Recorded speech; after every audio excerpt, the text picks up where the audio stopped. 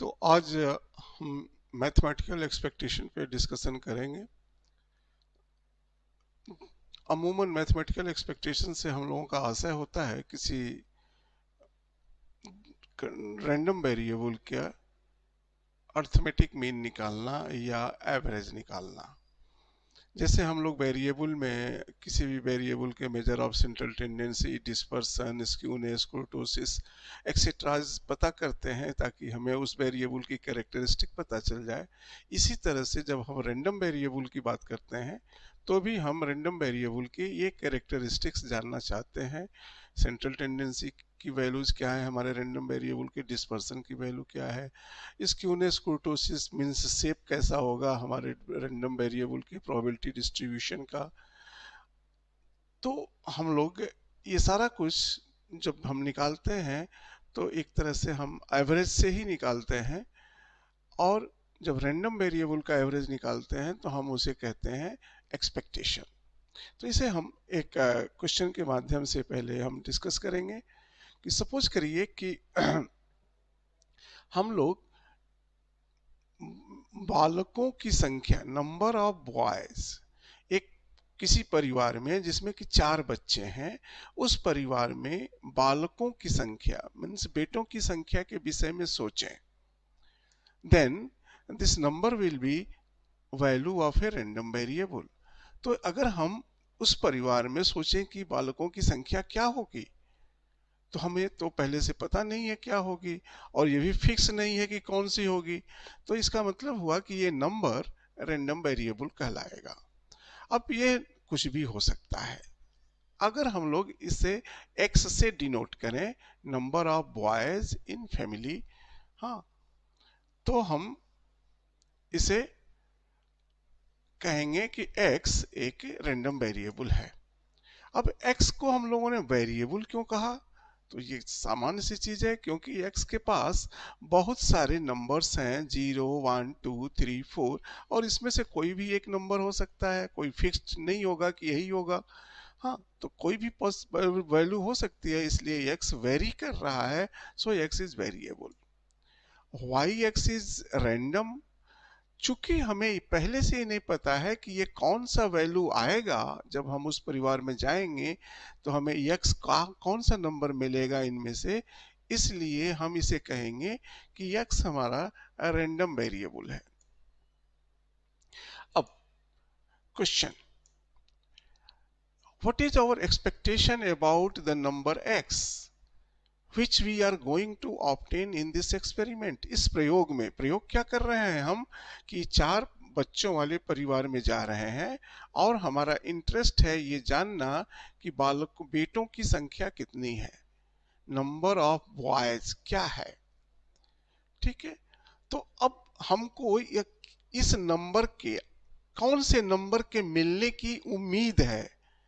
अगर हम किसी नंबर को, किस नंबर के आने की क्या प्रोबेबिलिटी है, ये तो प्रोबेबिलिटी डिस्ट्रीब्यूशन बन गया x का। लेकिन अगर हम ये सोचें कि हमको किस नंबर के मिलने की उम्मीद है, हाँ, so what is our that is expectation. What is our expectation about the number x which we are going to obtain in this experiment? ये भी हम पहले से सोच रहे हैं कि हमारा एक्सपेक्टेशन क्या होगा उस नंबर के लिए। एक है हमारा एक्सपेक्टेशन कि 2 है, कि हमारा 3 है, कि 4 है, कि 0 है, क्या है expectation.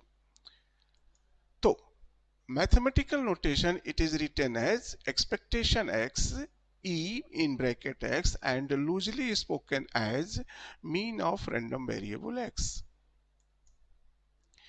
We can find this expectation if we have probability distribution of random variable x. तो अगर हमारे पास random variable x का probability distribution है, तो हम इस expectation को निकाल सकते हैं। तो definition क्या है expectation की? If we are having a random variable x with the probability distribution px or fx, जिससे भी आप डिनोट करें, चाहे कंटिन्यूअस और डिस्क्रीट के केस में, the expected value of x is denoted by ex, जैसा कि पहले कहा गया, and is defined by ex is equals to sum, means जोड़ दीजिए। किसको जोड़ दीजिए? x multiplied by p x की जो जो पॉसिबल वैल्यूज हैं दैट मल्टीप्लाइड बाई उस वैल्यू की प्रोबेबिलिटी, और ये प्रोडक्ट निकाल करके आप जोड़ दीजिए। अगर आपका x डिस्क्रीट है तो, और ये जो सम होगा ये कहलाएगा एक्सपेक्टेशन ऑफ x। अगर आपका x कंटिन्यूअस है, डिस्क्रीट नहीं है, तो आपको ये एक्सपेक्टेशन निकालने के लिए क्या करना होगा कि x और उसका प्रोबेबिलिटी फंक्शन जो भी है, ज्वाइंट प्रोबेबिलिटी फंक्शन, उसके प्रोडक्ट को आपको जोड़ना होगा, और वह जोड़ जो भी आया वो कहलाएगा एक्सपेक्टेशन। तो इस तरह से आप एक्सपेक्टेशन निकाल सकते हैं। कहने का मतलब क्या हो गया कि x अगर डिस्क्रीट है तो x में probability mass function of x multiply करिए, अगर x कंटिन्यूअस है तो x में probability density function of x multiply करिए और उन्हें सम कर दीजिए।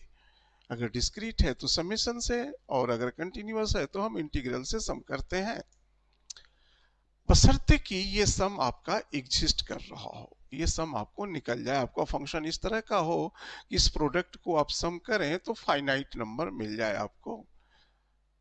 ठीक है, तो अब आते हैं कि expectation of number of boys in a family of 4 children हमें क्या मिलेगा। तो इसके लिए हमें probability distribution of number of boy पता करना होगा। तो अब इसको पता करने के लिए, चूंकि हमें कुछ क्वेश्चन में और बताया नहीं गया था, तो कुछ प्रोबेबिलिटी को निकालने के लिए हम लोग एजम्पशंस लें। पहला कि gender of a child in that family is dichotomous, that is gender of a child is either boy or not boy, that may be girl or any other gender, so boy or not boy. Number 2, both are equal probable, हो सकता है no भी हो किसी case में, लेकिन इस particular case में हम मान ले रहे हैं कि दोनों इक्वल प्रोबेबल हैं। मीन्स एक बेटा होने की प्रोबेबिलिटी और एक बेटा न होने की प्रोबेबिलिटी हम दोनों बराबर मान रहे हैं और इसे हाफ ले रहे हैं। बर्थ्स आर इंडिपेंडेंट, मतलब क्या कि जो भी 4 बच्चे हैं उसमें जो पहला बर्थ हुआ उसके बाद जो दूसरा हुआ, दूसरे बर्थ का आउटकम पहले बर्थ के आउटकम पे डिपेंड नहीं कर रहा था। तो ये एजम्पशंस के साथ हम इसके प्रोबेबिलिटी डिस्ट्रीब्यूशन को लिखने की कोशिश करेंगे। तो एक टेबल बनाते हैं, x की पॉसिबल वैल्यू है 0, 1, 2, 3, 4। अब हमें चाहिए प्रोबेबिलिटी ऑफ x, मींस 0 की प्रोबेबिलिटी क्या होगी, 1 की प्रोबेबिलिटी क्या होगी, इस तरह से हमें 4 तक की प्रोबेबिलिटी क्या होगी। और 0 की प्रोबेबिलिटी इस केस में होगी 1/16। क्यों होगी? क्योंकि 0 हमें बॉय की संख्या 0 कब मिलेगा, जब उस फैमिली में हमें पहला बच्चा नॉट बॉय हो, बॉय न हो, दूसरा भी बॉय न हो, तीसरा भी बॉय न हो, और चौथा भी बॉय न हो। अब प्रोबेबिलिटी ऑफ नॉट बॉय क्या हो जाएगी,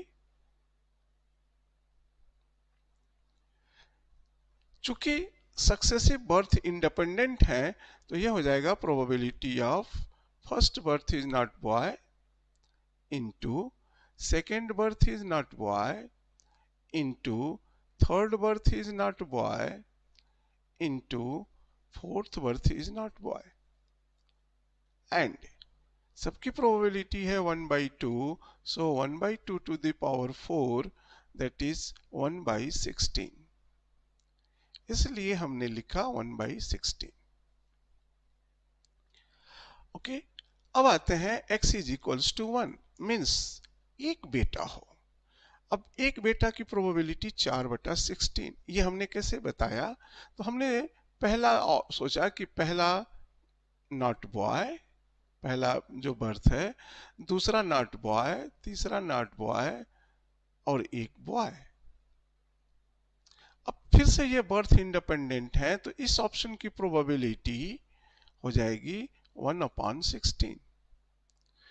अब चूंकि ये बॉय, यहां तीसरा भी बॉय हो सकता है, चौथा बॉय नहीं हो सकता है, तो इसके बहुत सारे ऑप्शंस हो सकते हैं। कितने ऑप्शंस होंगे, तो अगर हम इन चारों प्लेसेस को डिफरेंट माने तो कुल फैक्टोरियल 4 ऑप्शंस होते, लेकिन इन 4 में से हमें 3 सिमिलर रखने हैं और एक डिफरेंट, तो हम इसको डिवाइड कर देंगे फैक्टोरियल 3 और फैक्टोरियल 1 से, और इस तरह से ये हो गया 4।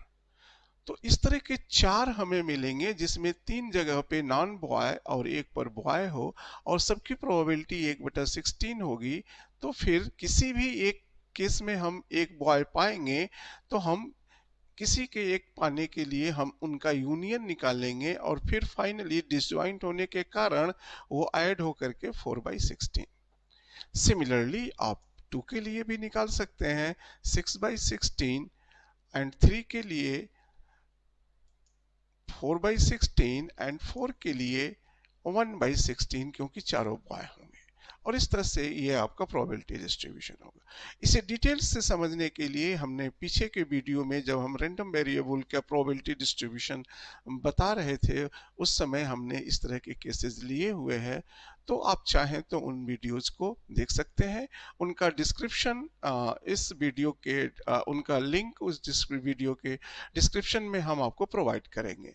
साथ ही साथ एक चीज और बताएंगे कि अगर कभी कभी होता क्या है कि कुछ वीडियोज में करेक्शन हम लोग एरर हो जाता है, जिससे कि हमें रेक्टिफाई करने में प्रॉब्लम होती है, तो हम अपने कमेंट बॉक्स में, डिस्क्रिप्शन बॉक्स में उसका डिटेल देते हैं कि कहाँ पे क्या करेक्शन है।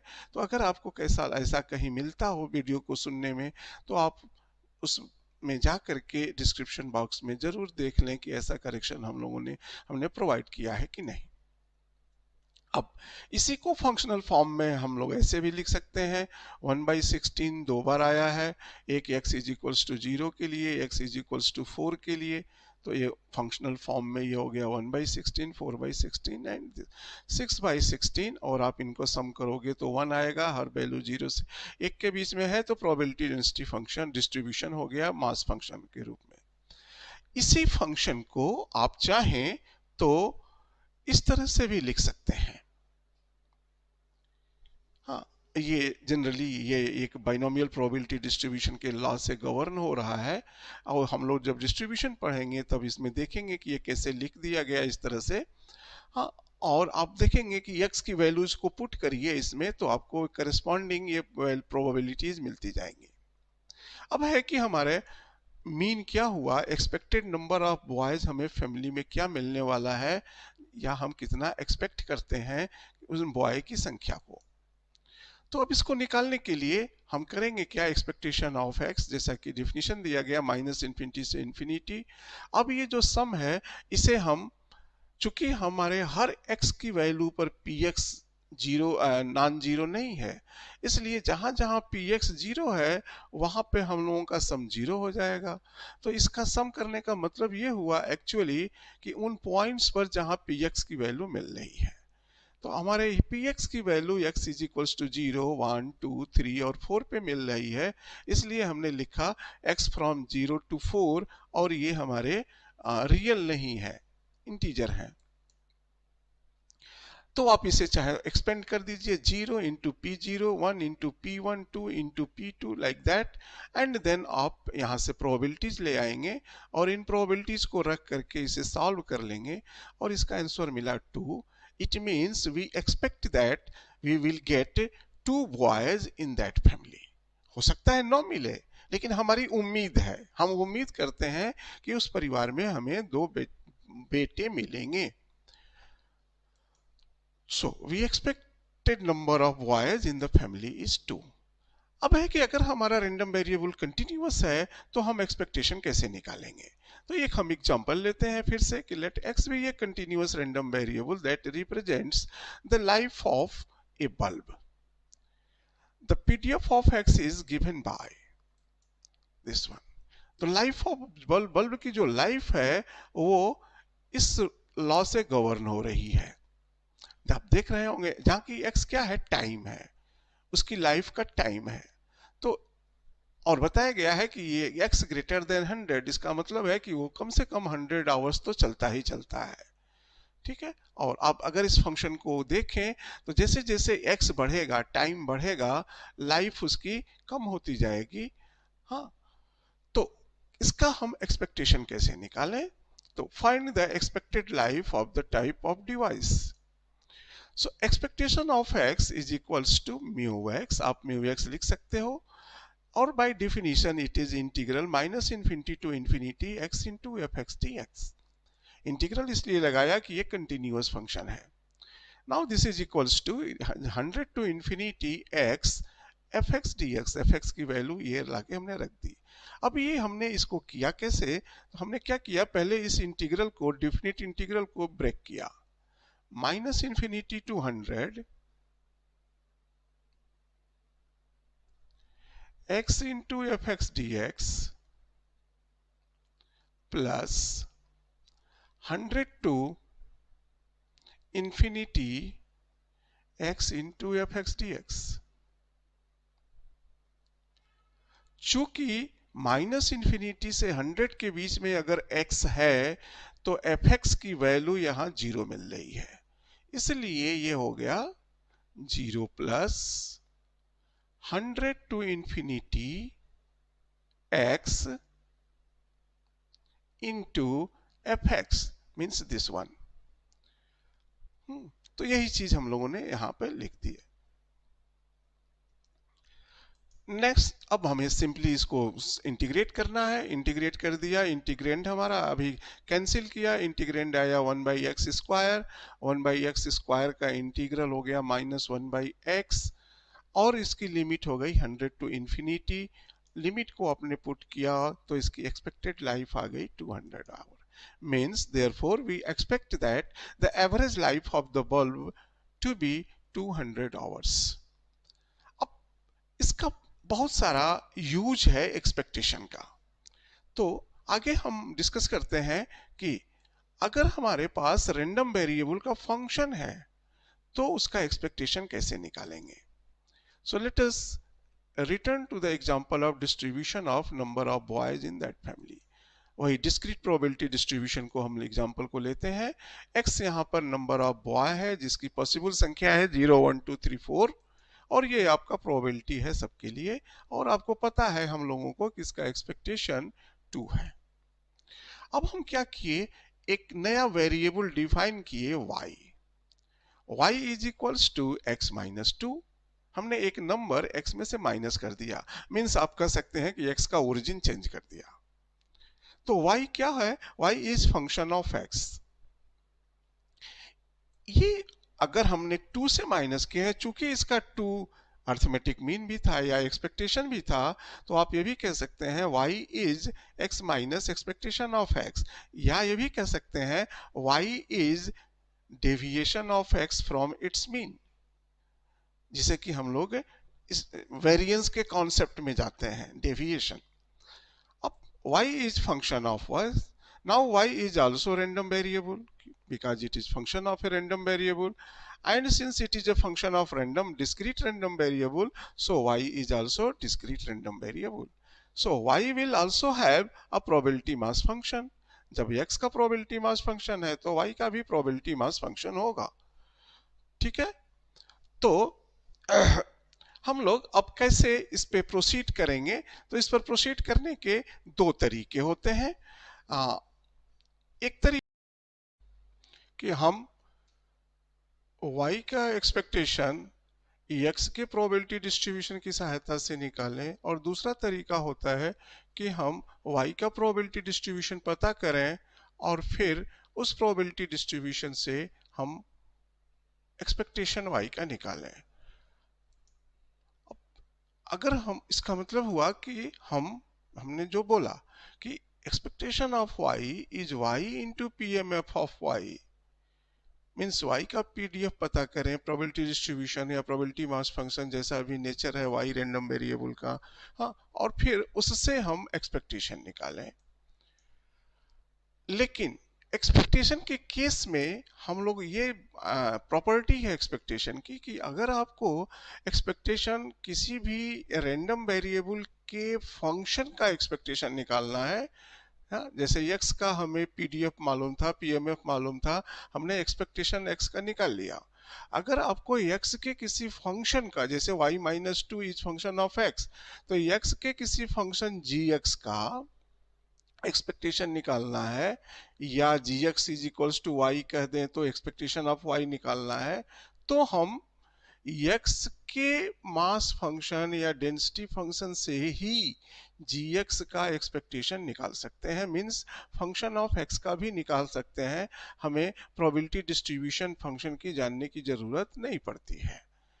तो अगर आपको किसी फंक्शन ऑफ रैंडम वेरिएबल का एक्सपेक्टेशन निकालना है तो आप भाई डिफिनीशन तो इस तरह से जा सकते हैं कि y into p m f of y या y into p d f of y and then integration, लेकिन आप वही चीज पाएंगे कि अगर आप द फंक्शन को ही x के पी एम एफ से मल्टीप्लाई कर दें और फिर उसका सम निकाल दें या इंटीग्रेट कर दें अगर फंक्शन डिस्क्रीट है तो, कंटिन्यूअस है तो, ठीक है, तो ये आप कर सकते हैं। तो हम आते हैं उस क्वेश्चन पे, हम लोगों का ये प्रोबेबिलिटी था नंबर ऑफ 4 चिल्ड्रन का, और हमें y का प्रोबेबिलिटी एक्सपेक्टेशन चाहिए था कि y means x minus expectation of x minus expectation of x means आप कह सकते हैं कि deviation of x, so expectation of y is equals to, अब हमने gx लिख दिया, x minus 2 into p m f of x। अब y का हम पीएमएफ नहीं पता कर रहे हैं, अब x की 5 पॉसिबल वैल्यूज हैं, तो हमने इस समेशन को एक्सपेंड कर दिया, x इज इक्वल्स टू 0 लिया तो -2 into p zero plus x is equals to 1 लिया तो -1 into p one plus 0 into p two, क्योंकि x इज इक्वल्स टू 2 पर ये 0 हो जाएगा फिर 1 into p three 2 into p four. अब P0, P1, P2 आपको यहाँ दिए हुए हैं, इन्हें पुट करके आपने एक्सपेक्टेशन निकाल दिया और ये आया 0, और आप जानते हैं कि ये 0 आना ही आना था।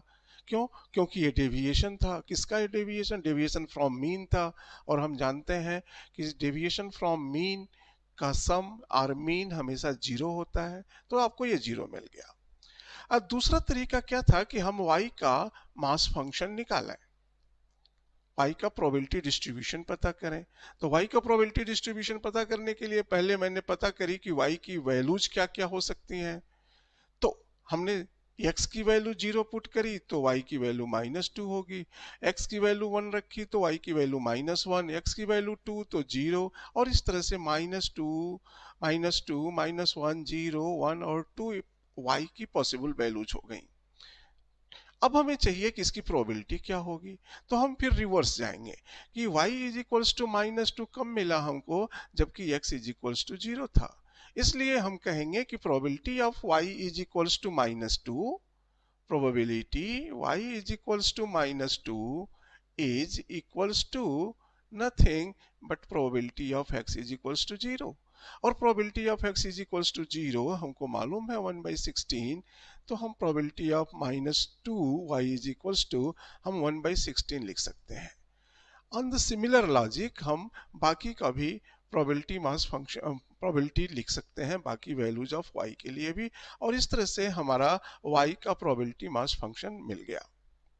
या फंक्शन ऑफ y जो हमने x-2 लिया था उसका डिस्ट्रीब्यूशन हमको मिल गया। So this is probability distribution of random variable y, where y is function of x defined as x minus 2. अब आपको expectation of y निकालना है, तो by definition y into py. So y into py निकालने के लिए आपको इससे मल्टीप्लाई करना होगा, इसको इससे, और इस तरह से आपको यही चीज फिर मिल जाएगी, और उसका सम आपको 0 के बराबर मिल जाएगा। तो आप चाहे फंक्शन को डायरेक्ट सम कर दीजिए by using the probability mass function of non random variable, and then you can obtain expectation. अब बहुत सारे पॉपुलर फंक्शन है x के जिनके की हम लोग रैंडम वेरिएबल के पॉपुलर फंक्शंस का हम लोग एक्सपेक्टेशन निकालते हैं। So suppose x is a random variable with probability mass function as discussed in example of a family of 4 children, previous example, obtain expectation of x minus ex। चूंकि ex इसका 2 था तो ये हम लोग निकाल चुके हैं, इसकी वैल्यू पा चुके हैं 0। x minus ex whole square, अब देखिए डेविएशन का स्क्वायर का mean, that is variance. x minus expectation of x के पावर क्यूब का mean means expectation, that is called third central moment, this is fourth central moment. So आइए ए का value 0 है, b को निकालते हैं। b को निकालने के लिए हमारा हो गया एक्सपेक्टेशन ऑफ x माइनस 2 का whole square, this is equals to summation 0 to 4 x minus 2 का whole square into px। Now हमारा x का प्रोबेबिलिटी डिस्ट्रीब्यूशन ये लिखा हुआ है, x की वैल्यू पुट करते हुए हम इसको सॉल्व करेंगे और ये हमें फिर रिजल्ट मिला हमें कि दिस इज इक्वल्स टू 1। इसका मतलब कि इस डेटा का वेरिएंस 1 है और मीन 2 है। Means average family size, expected family size of male, expected number of male is 2 and the standard deviation is 1 boy। Now आप थर्ड को भी निकाल सकते हैं, थर्ड मोमेंट सेंट्रल मोमेंट, और इसकी वैल्यू आ गई 0। इसका मतलब है कि फर्स्ट तो 0 रहता ही है, थर्ड सेंट्रल मोमेंट भी आपको मिला 0। फोर्थ सेंट्रल मोमेंट निकालने के लिए हमने लिखा expectation of x minus mean का power 4 and this is equals to by definition sum of this one, and आप इसे एक्सपेंड करोगे तो ये मिला 2.5। और इस तरह से आप कह सकते हैं कि μ1 इस रेंडम वेरिएबल का 0 है, μ2 की वैल्यू 1 है जो कि वेरिएंस है, μ3 की वैल्यू 0 है, μ4 की वैल्यू 1 है। अब इसके आधार पे आप स्क्यूनेस और कुर्टोसिस by the help of moments निकाल सकते हैं। बीटा 1 जो कि स्क्यूनेस के विषय में आपको जानकारी देता है, जो कि μ3 अपॉन μ2 क्यूब होता है। μ3 की वैल्यू 0 होने की वजह से बीटा 1 की वैल्यू 0 हो गया, और इसका मतलब है कि आपका डिस्ट्रीब्यूशन सिमेट्रिक डिस्ट्रीब्यूशन है। सिमेट्रिक डिस्ट्रीब्यूशन हम क्यों हो रहा है कि अगर आप इसका ग्राफ बनाएं तो आपको क्या मिलेगा, नंबर ऑफ बॉयज x 0 पे probability 1/16, this much height, then 1 पर 4/16, देन 2 पर 6/16, देन 3/16, 4/16। सो सिमिलर वे में आया, जितना यहां है उतना यहां है, जितना इस पॉइंट पे है उतना इस पॉइंट पे है, और ये पीक्ड है। तो इसका मतलब है कि ये सिमेट्रिक शेप लेगा, इसलिए इसका बीटा 1 0 आया। बीटा 2 इसका 1 आया, स्क्यूनेस जो होता है वो अंडर रूट ऑफ बीटा 1 होगा तो 0 हुआ। कुर्टोसिस बीटा 2 को हम लोग कुर्टोसिस का मेजर कहते हैं, और इसकी वैल्यू अगर 3 आती है तो हम लोग मानते हैं कि नॉर्मल कर्व का कुर्टोसिस है। यहाँ पर कुर्टोसिस की वैल्यू 3 नहीं आई है, तो एक्सेस कुर्टोसिस आप निकाल सकते हैं जो कि -2 है। इसका मतलब हुआ कि distribution of random variable x is symmetric and habitat. तो ये प्रॉपर्टी हम लोग एक्सपेक्टेशन से डिस्क्राइब किए हुए हैं। तो आपको बहुत बहुत धन्यवाद इस वीडियो चैनल को देखने के लिए। अब विलंब के लिए मैं क्षमा मांगूंगा पुनः। कोशिश करूंगा कि अपनी सिंसियरिटी और अपनी रेगुलरिटी बनाए रखूं। बहुत बहुत धन्यवाद। अगर चैनल्स आपको अच्छा लगता है तो जरूर हमारे वीडियोज आप शेयर करें, अपने दोस्तों को बताएं। नमस्कार।